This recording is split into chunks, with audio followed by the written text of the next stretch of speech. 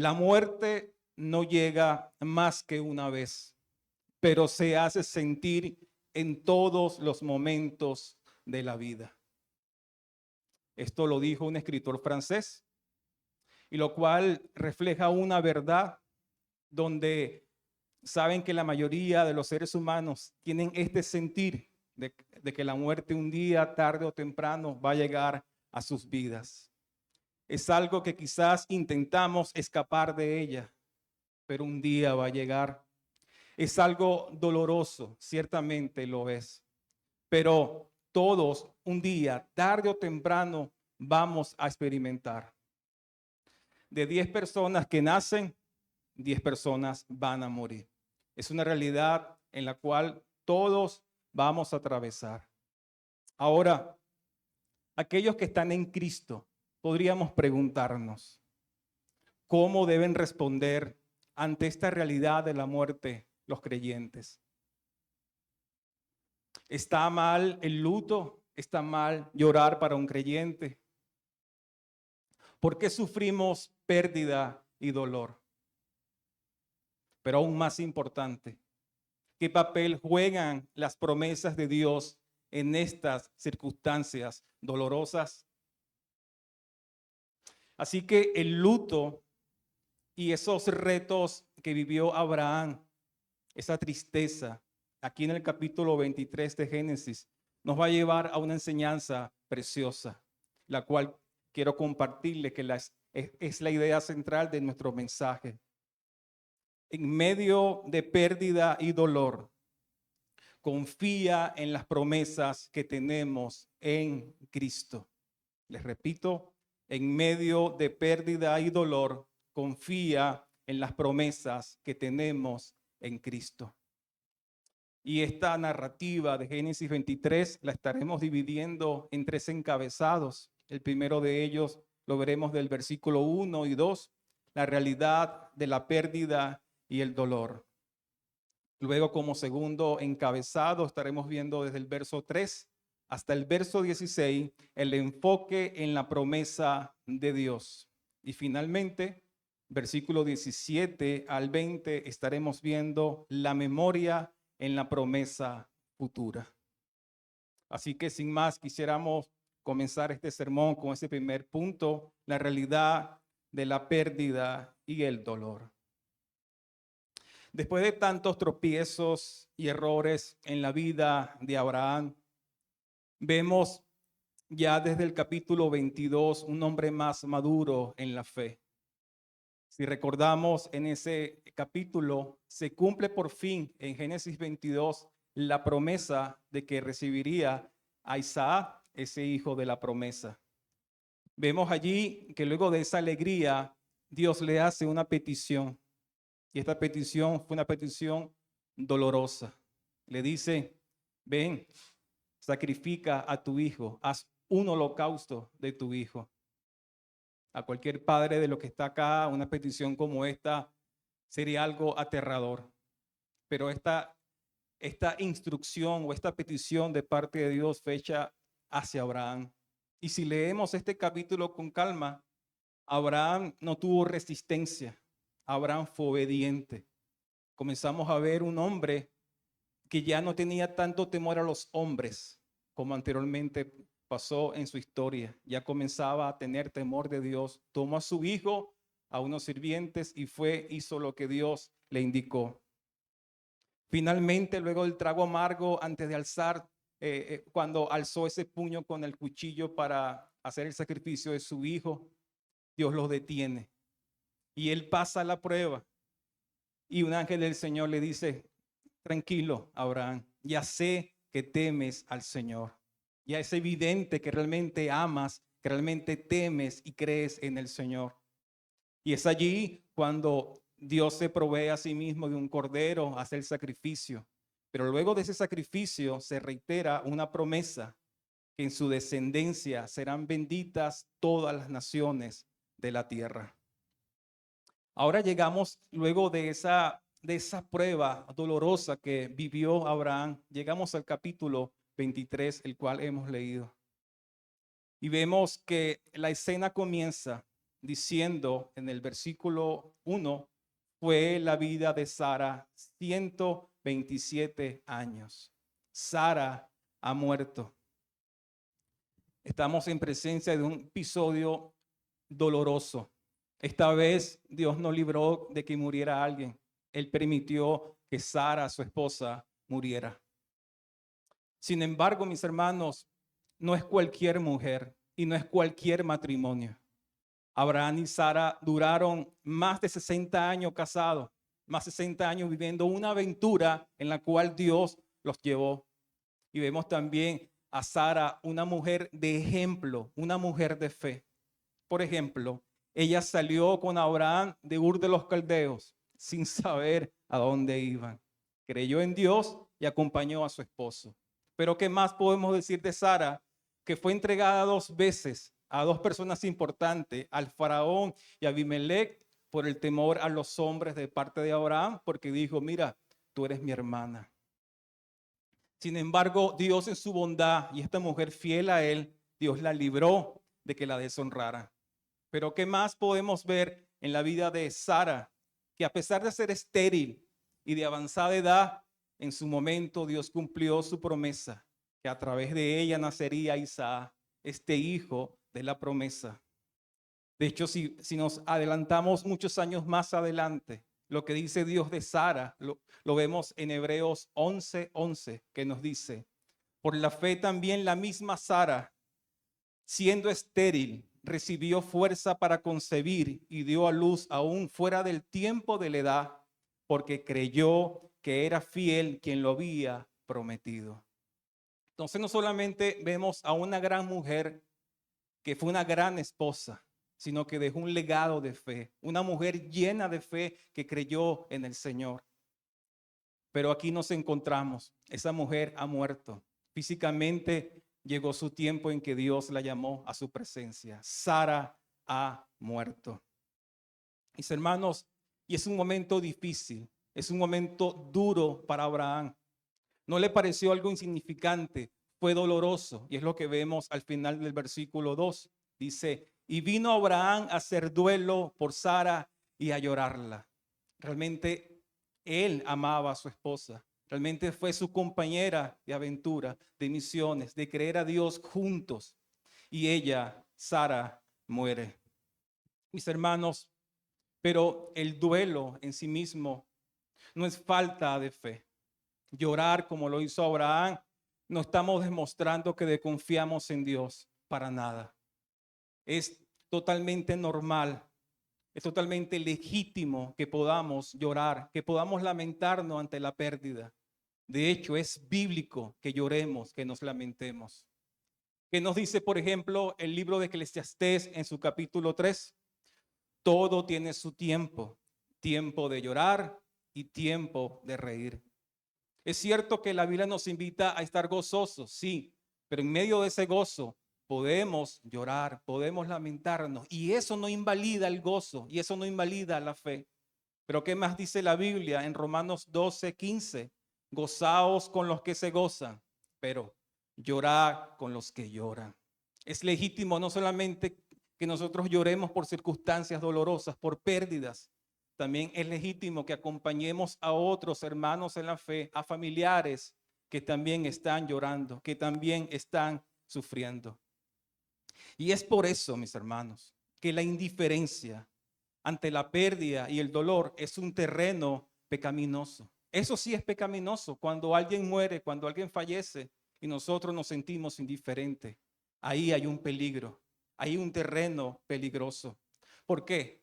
Porque no estamos mostrando amor a aquella persona que ha partido. O incluso no estamos mostrando amor a aquel hermano, a aquella hermana, a aquel vecino, a aquel amigo al cual ha perdido un familiar.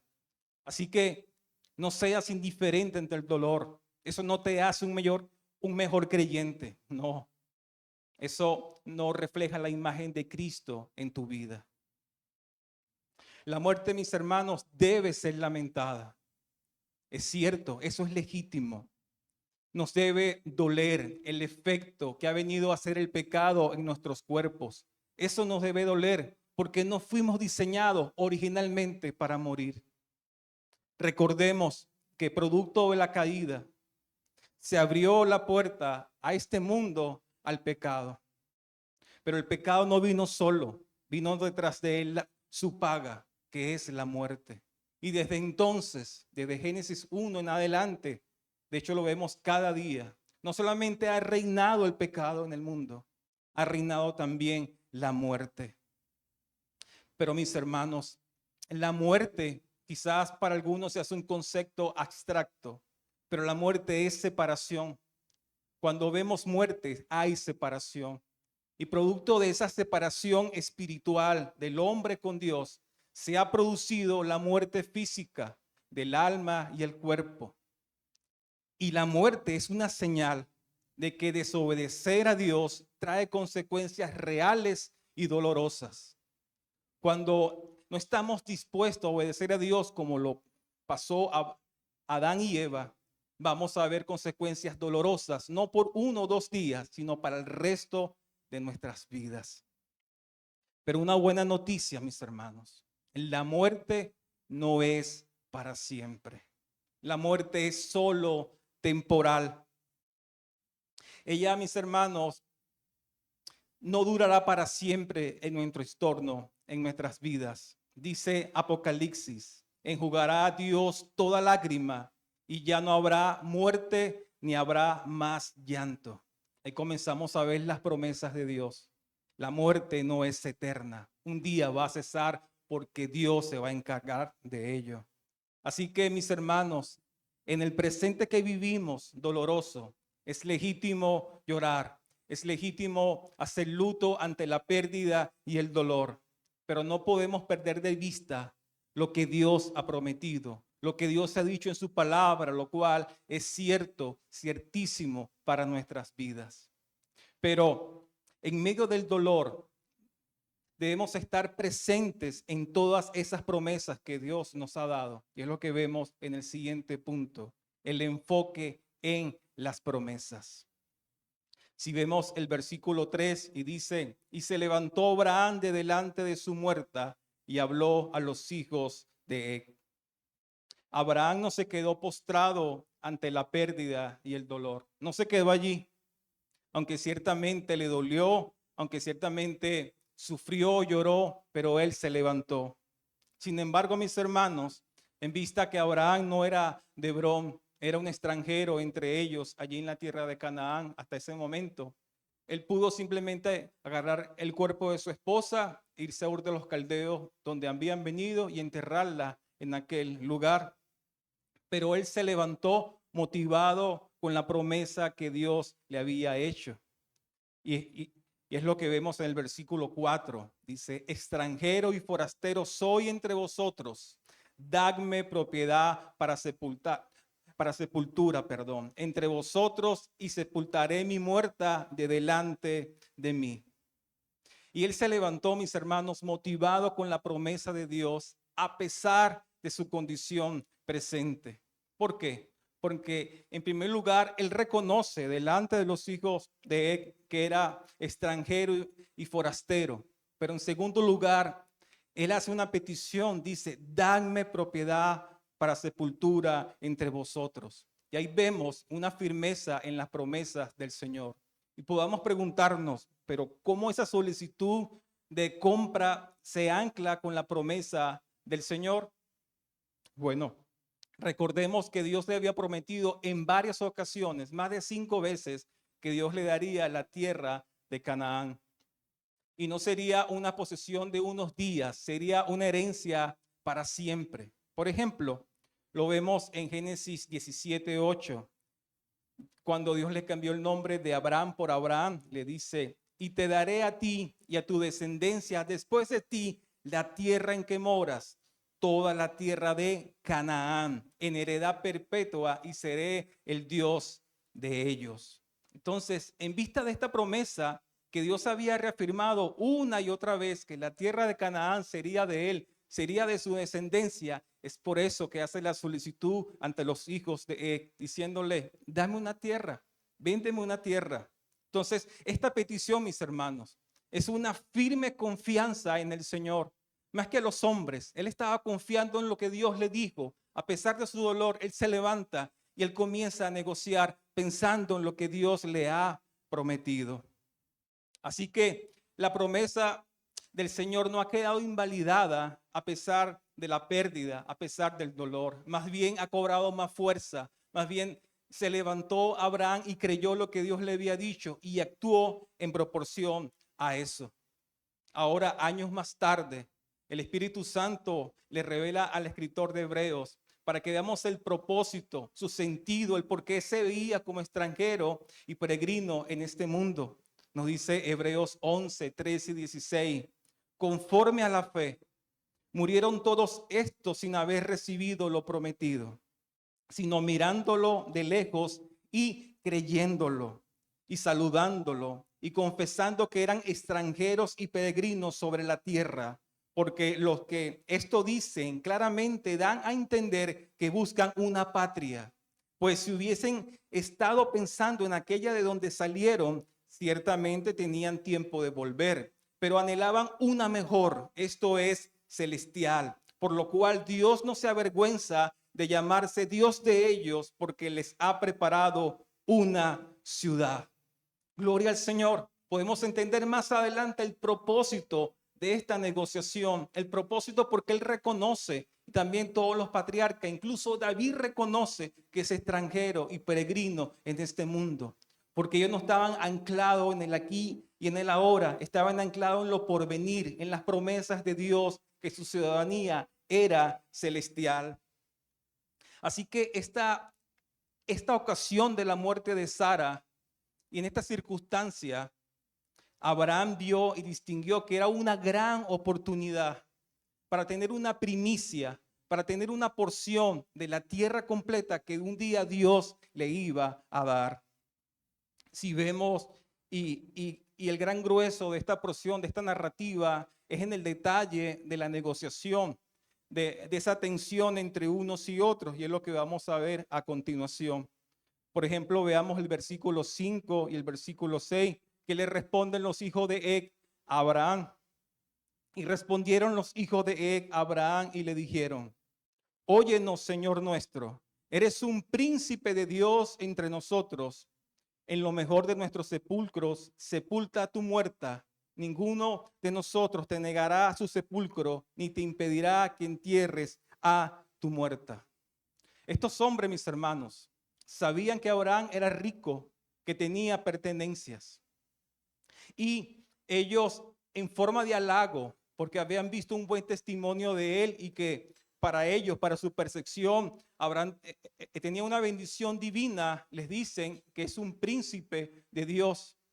Pero si se fijan, ellos le están ofreciendo en concesión un terreno. Bueno, de cualquiera de nosotros, dinos con quién quieres hacer esta concesión. Y vamos a ver si Abraham acepta o no. Entonces, ahí vamos al versículo 7. Y Abraham se levantó y se inclinó al pueblo de aquella tierra, a los hijos de Ec.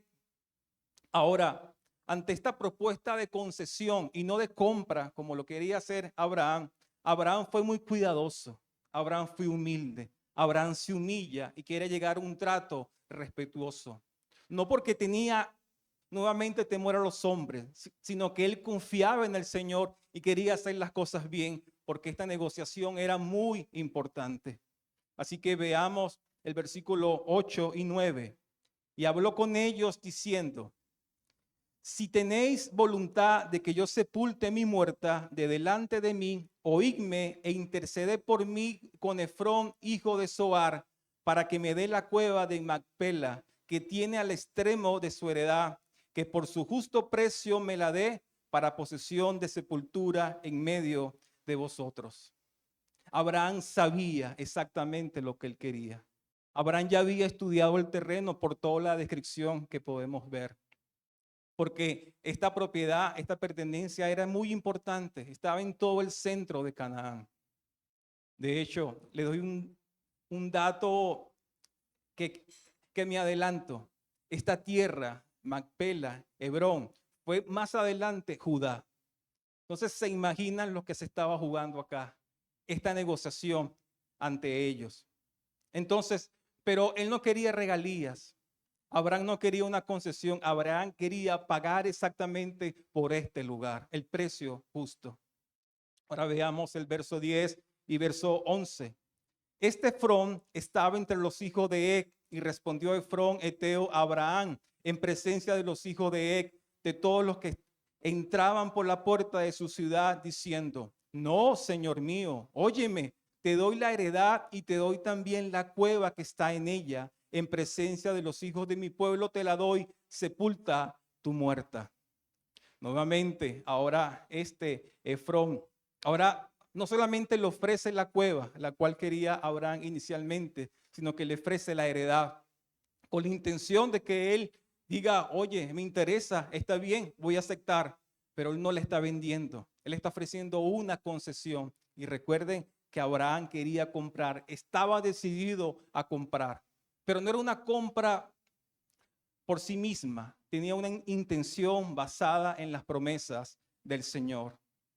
Ahora veamos lo que pasa con Abraham según el verso 12 y 13. Entonces Abraham se inclinó delante del pueblo de la tierra y respondió a Efrón en presencia del pueblo de la tierra diciendo: antes, si te place, te ruego que me oigas. Yo daré el precio de la heredad, tómalo de mí y sepultaré en ella mi muerta.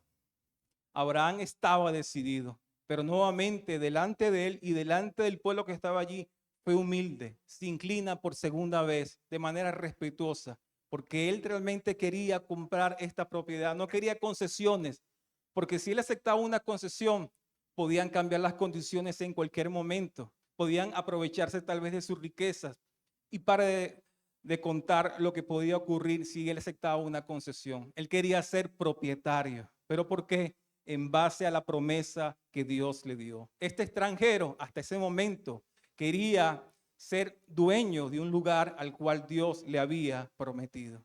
Pero veamos qué responde Efrón según el versículo 15, 14 y 15. Y respondió Efrón a Abraham diciéndole: Señor mío, escúchame, la tierra vale 400 siclos de plata. ¿Qué es esto entre tú y yo? En tierra pues tu muerta.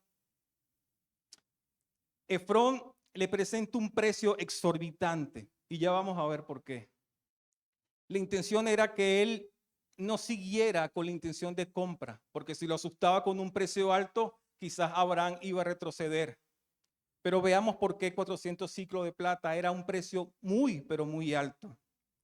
Más adelante, en la narrativa bíblica, se dice que el rey David compra una era y bueyes a un rey por 50 ciclos de plata. Eso lo vemos en segundo libro de Samuel 24. Pero luego el profeta Jeremías también compra una heredad por 17 ciclos de plata. Eso lo vemos en Jeremías 32. Ahora comparemos los 50 ciclos de plata de David, los 17 ciclos de plata de Jeremías. Comparemos con los 400 ciclos de plata que estaba pidiendo Efrón. Era mucha la diferencia. Estamos hablando de mucho dinero. De hecho, investigadores dicen que con 400 ciclos de plata podía vivir una familia durante 8 años. Así que este hombre estaba pidiendo mucho, pero mucho dinero.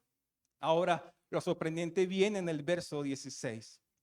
Entonces Abraham se convino con Efrón y pesó Abraham a Efrón el dinero que dijo en presencia de los hijos de Hec, 400 ciclos de plata de buena ley entre mercaderes. Abraham sin regatear, Abraham sin pedir rebaja, sin poner condiciones, él simplemente buscan un peso, montan todas las monedas, pesan lo que pidió y se concretó la venta. Logró lo que se había propuesto en base a las promesas que Dios le había dicho. Compró esta heredad, compró esta propiedad. Pero mis hermanos, cabe destacar algo importante, que esta negociación no fue en oculto. Esta negociación siempre hubo testigos. Estuvieron en la puerta de la ciudad donde transitaban las personas y siempre fue en presencia de los hijos de Hec. ¿Por qué esto es importante? Porque nadie podía más adelante negar que esta transacción fue legítima, que esta transacción se dio de buena forma. Pero algo importante también, como este precio fue tan alto, fue tan exorbitante, entonces no quedaba duda de que esta propiedad iba a ser de Abraham. Así que mis hermanos, ciertamente podemos asombrarnos, wow, qué tanto dinero tenía Abraham que pagó un alto precio.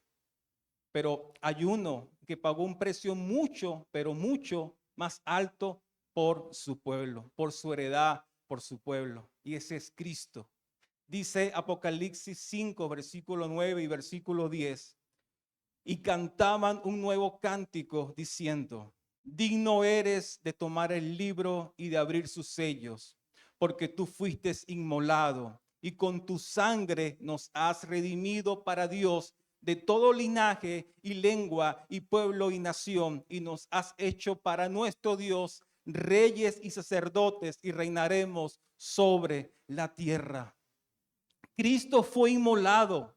El pago de Cristo no fueron 400 ciclos de plata, no fueron millones de dólares, fue su propia vida, fue su sangre entregada a un alto precio por su pueblo, por su heredad y para siempre, con unos beneficios maravillosos para su pueblo, para su heredad. ¿Cuáles? Que los iba a hacer reyes y sacerdotes para Dios y les daría una herencia eterna.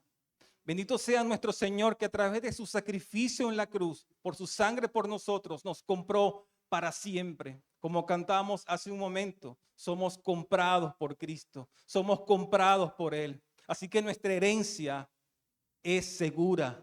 Nuestra herencia nunca, jamás será quitada de nuestras manos, porque estamos en Cristo. Él nos ha comprado.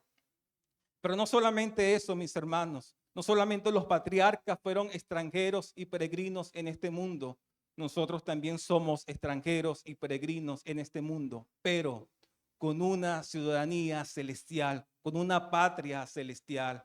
Y es lo que dice el apóstol Pablo en Filipenses 3:20, mas nuestra ciudadanía está en los cielos, de donde también esperamos al Salvador, al Señor Jesucristo. Ciertamente nuestros pies hoy en día pisan esta tierra llamada Venezuela, pero nuestro corazón, nuestra vida late hacia nuestra patria celestial, donde ya somos ciudadanos. No es que seremos ciudadanos, Cristo nos compró y en esa compra, parte de esa compra, parte de esa transacción es que ahora somos ciudadanos del reino de los cielos. Y ese es otro impulso, otra promesa que podemos aceptar y recibir por fe, que Cristo nos compró para ser reyes y sacerdotes. Cristo nos compró para tener una herencia eterna, que Cristo nos compró para tener una ciudadanía celestial y estar para siempre con Él. Así que, mis hermanos, la pérdida ciertamente y el dolor es real. Podemos lamentarnos, pero estas son una perfecta oportunidad. ¿Para qué? Para enfocarnos precisamente en las promesas de Dios. Porque es cierto, mis hermanos, que somos peregrinos y extranjeros en este mundo, pero ya hemos sido comprados por Cristo y ahora gozamos de una herencia espiritual para siempre. Somos como Abraham también, somos príncipe de Dios, porque somos llamados para Dios, reyes y sacerdotes.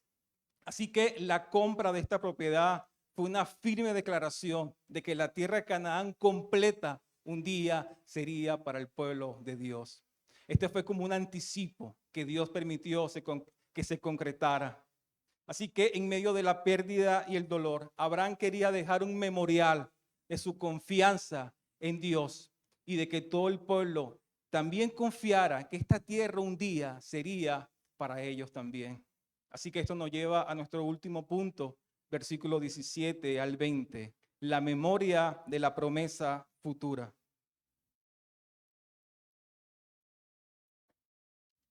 Leamos estos versículos, mis hermanos. Y quedó la heredad de Efrón, que estaba en Macpela, al oriente de Manre, la heredad con la cueva que estaba en ella, y todos los árboles que había en la heredad, y en todos sus contornos, como propiedad de Abraham. No había duda. En presencia de los hijos de Ec, con testigos, y de todos en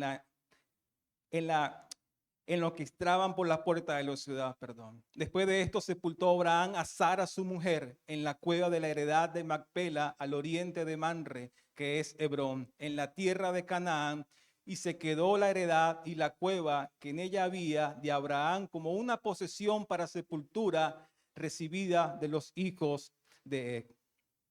Así que este cierre de este capítulo nos confirma, mis hermanos, el título de propiedad de Abraham.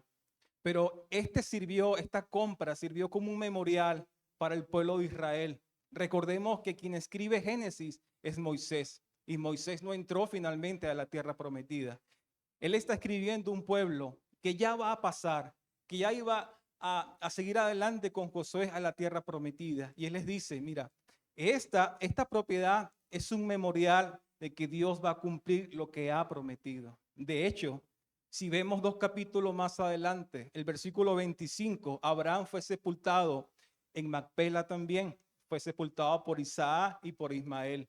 Pero luego más adelante, según Génesis 49, también fue sepultado en la misma cueva Isaac, Rebeca y Lea. Ellos fueron sepultados por Jacob. Pero luego en el siguiente capítulo, Génesis 50, vemos que también Jacob fue enterrado en la misma cueva. Entonces cada uno de estos patriarcas y sus esposas daban también evidencia al ser sepultados en esta cueva de que Dios iba a darles esta tierra completa al pueblo de Israel. Así que esta es una expresión, un memorial de la confianza en Dios, que Dios cumple su promesa. Así que al comprar esta propiedad, Abraham preparó un lugar para su descendencia. ¿Por qué? Porque él alzó sus ojos a los cielos y vio más allá de su momento presente, vio más allá de sus limitaciones, vio más allá de su pérdida, vio más allá de su dolor, confió en lo que Dios había prometido. Pero mis hermanos, de una forma mayor, alguien preparó un lugar para nosotros. Alguien nos ha prometido un lugar eterno para nosotros. Y eso lo podemos ver en Juan 14, hablando de Cristo. En la casa de mi Padre muchas moradas hay. Si así no fuera, yo os lo hubiera dicho. Voy pues a preparar lugar para quienes, para vosotros. Y si me fuere y os prepararé el lugar, vendré otra vez y os tomaré a mí mismo para que donde yo estoy, vosotros también estéis. Así que en medio de la pérdida y el dolor que podamos vivir nosotros, del luto, de la muerte, mis hermanos, tenemos una promesa eterna. Tenemos una herencia superior a cualquier tierra. ¿Quién es Cristo? Estaremos para siempre con nuestro Rey. Estaremos para siempre con Él. Él lo prometió y Él lo va a cumplir. Nuestro Señor está preparando morada para nosotros. Ojo, ya la pagó. Con su sangre Él pagó esa morada por nosotros, la cual está acomodando para nosotros. Así que mis hermanos, al ver esta narrativa, al ver estas promesas que han surgido para nosotros como creyentes, podemos hacernos algunas preguntas. ¿Cómo te sientes al saber que tu futuro está completamente asegurado? ¿Cómo te hace sentir? ¿Tu corazón, tu fe se mueve o es indiferente? ¿Cómo te sientes al saber que no solo Cristo hizo una promesa, sino que la pagó con su sangre? Si los israelitas finalmente entraron a la tierra prometida y la poseyeron, ¿será que Cristo va a fallar sus promesas? ¿Será que Cristo no va a cumplir lo que ha prometido? Recuerda, mis hermanos, en medio de la pérdida y el dolor, confía en las promesas que tenemos en Cristo. ¿Qué hemos visto? Que la pérdida y el dolor es una realidad, la cual debemos asumir. Podemos lamentarnos ante ella. Es bíblico. Eso está bien. Pero lo que también es bíblico es que en medio de la pérdida y el dolor, quizás nuestros pies estén allí, pero nuestros corazones, nuestros ojos deben levantarse a las promesas de Dios y confiar en ella, en el presente y también en el futuro.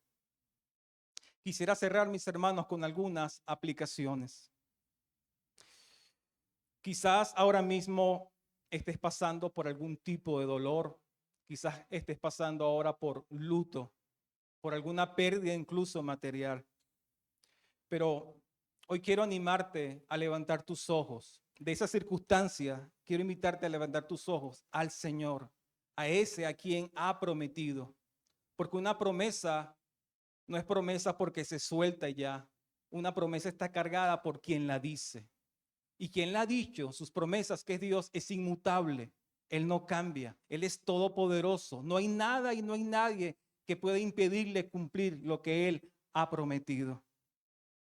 Así que a través de la muerte y la resurrección de Jesucristo, nosotros, mis hermanos, así como Abraham, tenemos prometido un futuro glorioso en la tierra prometida, que Abraham deseaba, pero no esta tierra presente, sino una tierra venidera, como nos lo dice Apocalipsis 22 y 23. Esta tierra presente, mis hermanos, como todos sabemos, sufre dolores de parto, como dice el apóstol Pablo en Romanos 8. Vemos enfermedad cada día, vemos cada día muerte, vemos cada día pérdida y dolor. Pero esta tierra un día será restaurada. Veremos una nueva tierra, veremos unos nuevos cielos que Dios ha prometido. Pero no solamente la tierra, también nuestros cuerpos que hoy en día se enferman, que hoy en día tienen dolores, que nos quejamos, nuestros cuerpos también cambiarán. Dios nos dará un nuevo cuerpo, lo cual se llama la glorificación. Cristo, Dios los ha prometido una nueva tierra y un nuevo cuerpo para nosotros. Así que creer y confiar en estas verdades deben tener el efecto significativo en nuestro día a día. No es simplemente para animarnos un ratico y seguir adelante sufriendo o abrazando ese dolor para siempre. El dolor está allí, es innegable. Y está bien, mis hermanos, que nos lamentemos, es correcto, pero no podemos quedarnos allí y querer invalidar lo que Dios ha prometido al olvidarlo. Las promesas de Dios están allí, debemos creerlas. Debemos creer un día que nuestros cuerpos ya no sufrirán para siempre. Él lo ha prometido y Él lo va a cumplir. ¿Lo crees? Así que si realmente, mis hermanos, crees en la promesa que Dios te dio, sabrás que tendremos una tierra nueva, unos cielos nuevos y un nuevo cuerpo. Pero es fácil hablar de fe y confianza, esperanza, cuando todo está bien. Cuando hay trabajo, cuando hay salud, cuando hay estabilidad, ahí podemos declarar las promesas de Dios alegremente. Ahí es fácil. Pero en los momentos difíciles de dolor, allí es donde podemos evidenciar si realmente nuestra fe es real o no es tan real como creemos en las promesas de Dios. Quisiera recordarles una verdad y quisiera invitarlos, por favor, a Primera de Tesalonicenses capítulo 4, versículo 13. Primera de Tesalonicenses capítulo 4, versículo 13.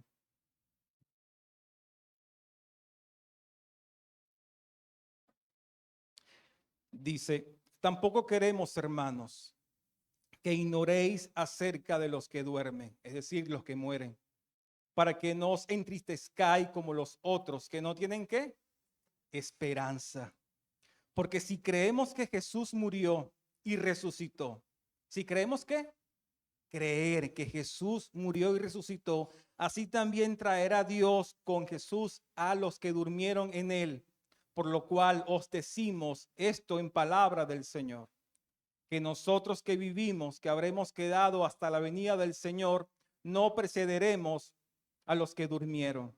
Porque el Señor mismo, con voz de mando, con voz de arcángel y con trompeta de Dios, descenderá del cielo, y los muertos en Cristo, ¿qué?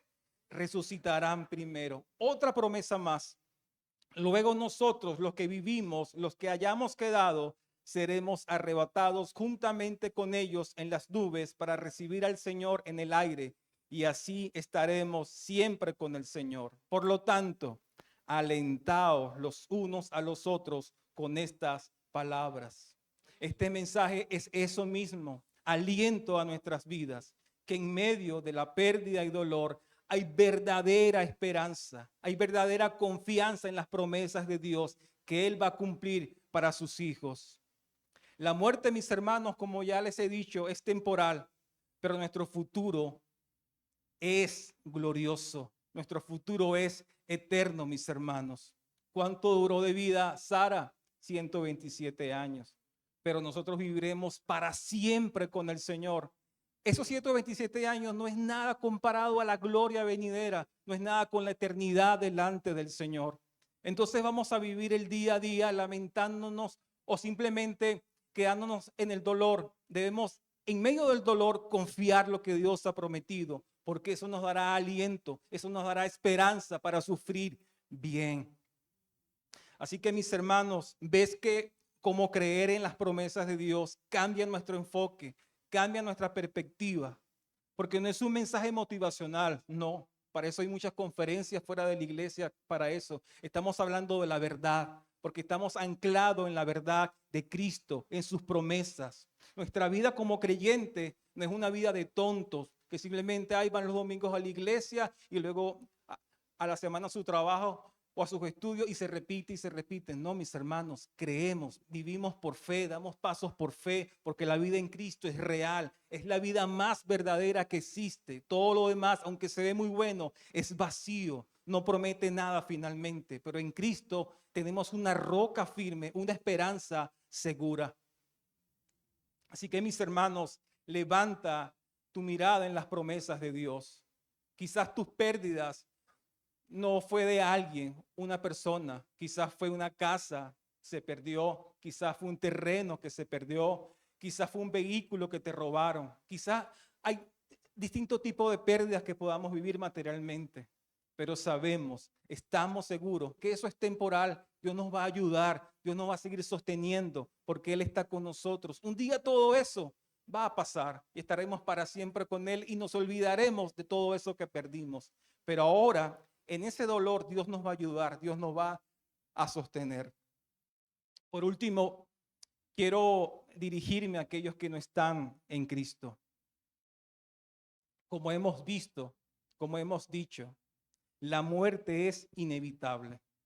Es algo que así ignores, algo que así quizás no quieras pensar en ello, sabes que tarde o temprano va a llegar a tu vida como también va a llegar a la mía. A todos algún día va a llegar la muerte.